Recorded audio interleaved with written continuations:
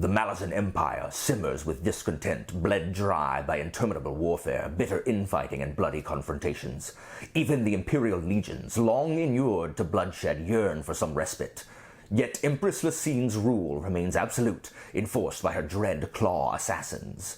For Sergeant Whiskeyjack and his squad of bridge burners, and for Tattersail, surviving cadre mage of the 2nd Legion, the aftermath of the Siege of Pale should have been a time to mourn the many dead. But Darujistan, last of the free cities of Genabakis, yet holds out. It is to this ancient citadel that Lacine turns her predatory gaze. But it would appear that the Empire is not alone in this great game. Sinister, shadow-bound forces are gathering as the gods themselves prepare to play their hand. So that sounds epic, right? Hi guys, it's Alan, and today I'm going to be reviewing Gardens of the Moon, which is book 1 of the Malazan Book of the Fallen series by Steven Erikson. There are 10 books in the main series, and then a smattering of other side books written by his gaming partner Ian Esselmont, and then a few written by Erikson himself. Each one of them is extremely long. Gardens of the Moon is the shortest, at about 650 pages. They get progressively longer and then kind of cap out at 1250, which several books in succession are. Now, this review is coming having not finished the main series proper. I am on book 8 of 10. Now, these books are actually quite dark, and they tend to lean pretty heavily into the subgenre of military fantasy. There's lots of soldiers, lots of war, lots of fighting, and lots of people dying. Your favorite characters are not generally safe. There are some instances of plot armor, but most of the time, really anyone can bite it at any time. These are books that deal with conflict between men and conflict between the gods and the two intertwining. There's just a lot of epic crap going on in an Erikson book. Also, toward the later books, there's a lot of philosophizing. Everyone and their mom is a philosopher and talks about the nature of war and the nature of life itself, and that gets a little draggy. Erikson also likes to maintain that mystery of that epic larger plot and schemes behind the surface, and sometimes it's purposely obtuse to the point of annoying, where you're supposed to be in the head of a character that's there, and they're talking and you can hear his thoughts, and then all of a sudden it'll just switch to where the other character said something, but we, following this other character who heard it, aren't privy to what the other character said. And that's annoying, because that's the author using a narrative device to kind of keep us in the dark, and that can be really irritating. It's fine when it's right at the end of like a section break or a paragraph break or a POV break. That's all fine, but when it just keeps going on, we're right back in that character's head having missed what the other guy said, that can be annoying. So there is some of that where we're left in the dark on purpose, where if we were really there, we would have much more of an idea of what's going on. And so the thing that I really like is that he is able to inject humor into these soldiers' lives as they're struggling for survival. There's a lot of dark humor and gallows humor as they face situations where they could die at any second. So he's really good at writing that. It almost feels very Terry Pratchett-like, especially to characters from one of the later books. So there is a good dose of humor in these dark situations as well. So with all that being said, let's go ahead and talk about Book 1, Gardens of the Moon. These books are about the Malazan Empire, and generally the army of the Malazan Empire. The Malazan Empire is very Roman, very British Empire. It doesn't really distinguish between the sexes. Female soldiers are just as competent and commonplace as male soldiers. This is not like the Roman Empire. And so they're just this big expansive empire that have conquered much of the world at this point. And so it starts in this continent called Genabakis, where they've taken over all of the free cities except for Pale and Darujistan. So that's really the main plot, is the section of the Malazan army called the Bridge Burners. This epic unit of the Malazan army that got its reputation from a different campaign in Seven Cities, which is this desert subcontinent. We learn more about that in the second book. And it really follows them trying to take over this great trade city, Darujistan, which is the last holdout against the Malazan Empire here on Genabacchus, which is not the home country of the Malazan Empire. That's across the sea in Quantali. Now, the other plots, this is actually one of the smaller plotted books. There are actually around 4 other plots going on at the same time, and they all kind of end up mingling at the very end. And this is very common in the Malazan books. So the problem with Gardens of the Moon is that we are dropped into things in Medias Res, and we are given no hand-holding. All of this has to be figured out through multiple readings or reading the later books. In fact, one of the things that I like least about this book is how little it explains. Now, I've read it like 4 times, and I've also read the books that come after it several times, and so I can appreciate this book way more than I could the first time I read it. It is really hard to figure out what is going on from a first reading when you have no idea what Pale is, you have no idea why they're there, when they attack it, and they attack this big rock called Moonspawn, where this race that's really the Dark Elves called the Tisti are hiding and opposing the Malazans there. And all the mages attack it, and a bunch of them die from friendly fire, which you're told, it's really hard to tell. It's just really difficult to figure out what's going on. And so after that happens, a bunch of the mages are dead, and a bunch of the bridge burners have died from just like falling debris in the attack. And so yeah, the main plot involves the bridge burners trying to take over the city of Darujistan. That's really the one that I count as the main plot. But there's a lot of plot going on underneath it. We have the adjunct, which is like the right hand of the Empress.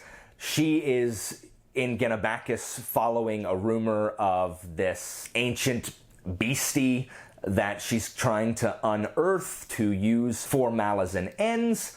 There is a young girl turned assassin who has infiltrated the ranks of the bridge burners to try to get close to the Empress to assassinate her. Then there's this really bizarre other plot that doesn't seem like it fits with everything else about these Darujistanis, this group of friends in Darujistan. A couple of them, one's a noble, one's an assassin, one's a orphan thief boy, one is a dandy, and one is just this loudmouth fat guy who hangs out in the bar and talking incessantly. And it doesn't really kind of go along with the rest of the plot, but it is very Count of Monte Cristo, because their noble friend is drunk all the time because this other noble lady cheated on him and took him for all he's worth, and so they're plotting this really intricate plan to get back at her, and it is very revenge Count of Monte Cristo-esque, and there's a lot of political intrigue and slight court movings there,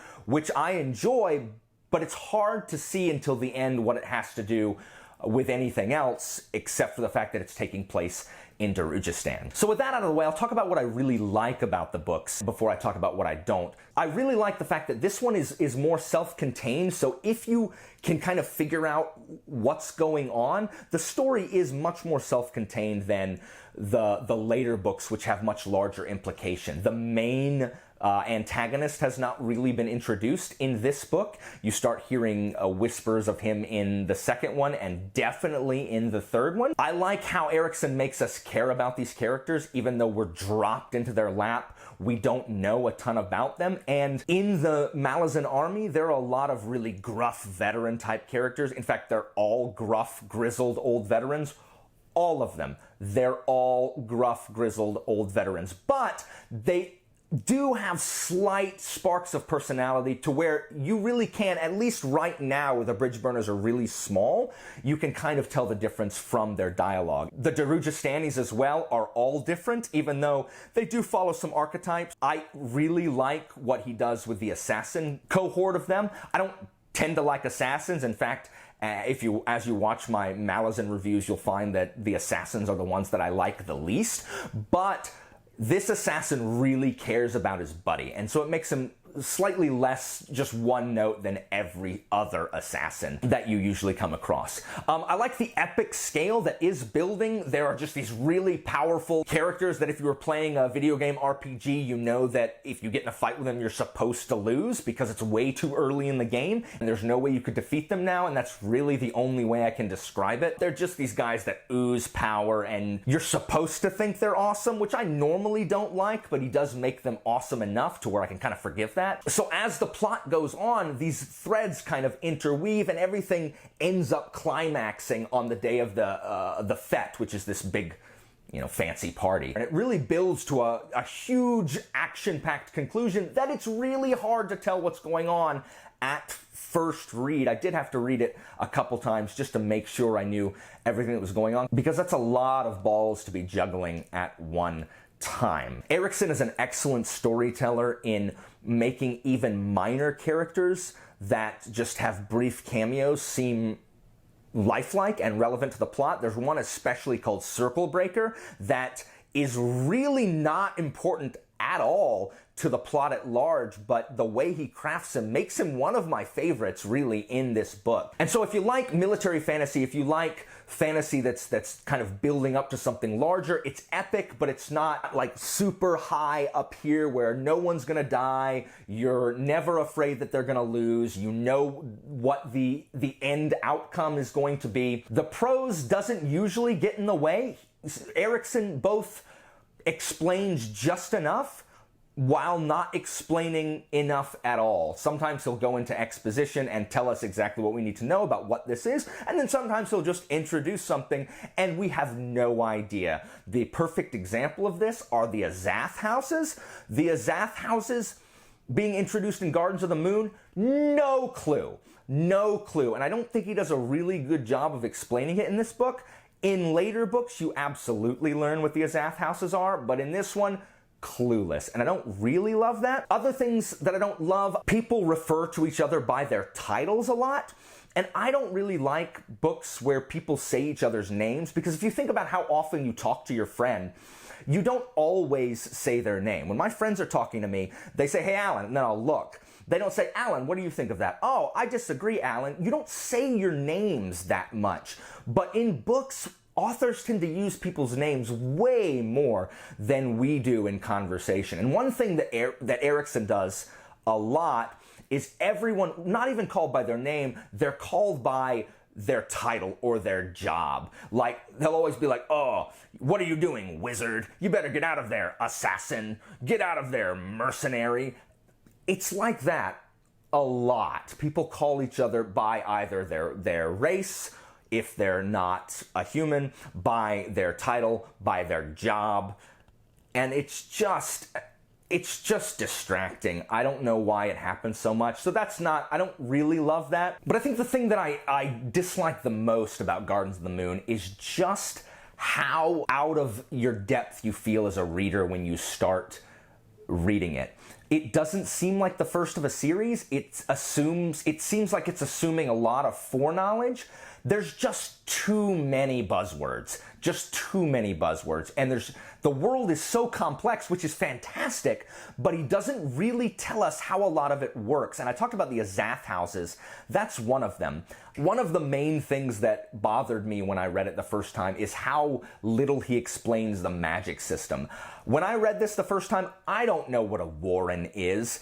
They talk about warrens, and one character's got 7 of them, and that's fantastic, but what does 7 warrens mean? Is that like, I have 7 spells, I'm a 7th level wizard, I have $7, I know 7 people, I've seen 7 seasons of The Office? There's no context for what that means. How powerful is one warren versus other warrens? It just seems to be this portal that they can open and cast spells from, and it kind of talks about how they have different aspects, I guess, but it's not clear at all, and it just seems like magic can do anything. And there's a lot of deus ex machinas, which is when things just come out of nowhere to save people, and that you run that risk when you work with gods and stuff. And that happens a lot in this book. It happens in later books too, but it seems, maybe because this one's shorter, so everything's crammed in a little more. It seems like it happens a ton in this book where, oh, someone's dying, and oh, a god came down, and oh, someone's about to die, and oh, something shows and saves them, or something terrible is about, oh, someone got shot with a crossbow. So that's not really my favorite either. And back to the Warrens, it just seems like magic can really do whatever it wants to. The god of chance, Opon, is really big in this book, and then kind of vanishes in the rest of the series. I can't really attribute that as a negative to Gardens of the Moon, because that's not this book's fault. I'm talking about the series at large. So that's really Gardens of the Moon in a nutshell. I realize that I've talked a lot, but also not really said a ton at all, and that's just because these plots are so intricate. You could talk for hours on them. So if I had to rate Gardens of the Moon, I would give it a solid good plus, mostly because of what it's building to, of what it leads to. But I just can't put it in the excellent territory because it's just too confusing. And if you have to have a star rating, it's probably like a 3-star book. So that's it for my spoiler-free review of Gardens of the Moon. If you liked it, say something in the comments. If you want to keep talking about Gardens of the Moon, I am more than happy to engage you in a conversation right below. So go ahead and post your comments, and thanks for watching.